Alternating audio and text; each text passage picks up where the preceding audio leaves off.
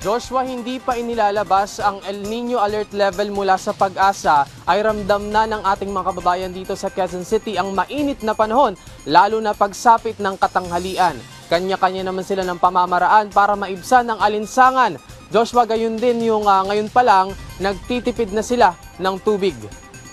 Kagaya na lang ng 76 anyos na tricycle driver na si Julio Gonzales na kahit paabutan ng tirik na araw, diretso pa rin sa pamamasada. May dalawa pa kasi siyang anak na pinag-aaral sa kolehiyo. Masyadong mainit eh. Sobrang init pag tanghali na.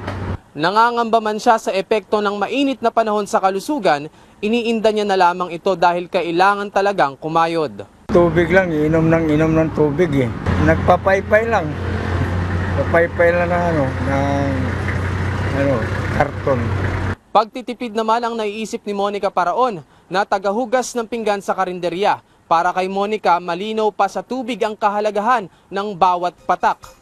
Sa lahat, paligo, paglalaba, pagluluto, pagdidilig ng mga halaman. Marami gagamitan ng tubig. Pagka naghugas ka ng plato, medyo ang tubig ngayon, mahina. Kasi nga, magdating na nga ng El Nino na yun, kailangan pa ba magsanay ngayon pala magtitipid kung kailang na.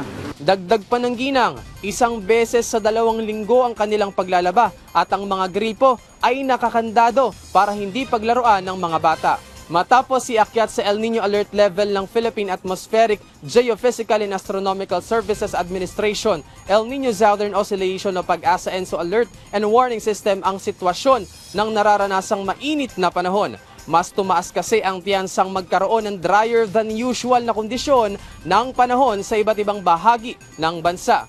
Maaari ding magkaroon ng matinding tagtuyot dahil sa inaasahang El Nino. Pero mas malalakas na ulan naman, ngunit mas kaunti ang inaasahan sa kanlurang bahagi ng bansa ngayong darating na habagat season.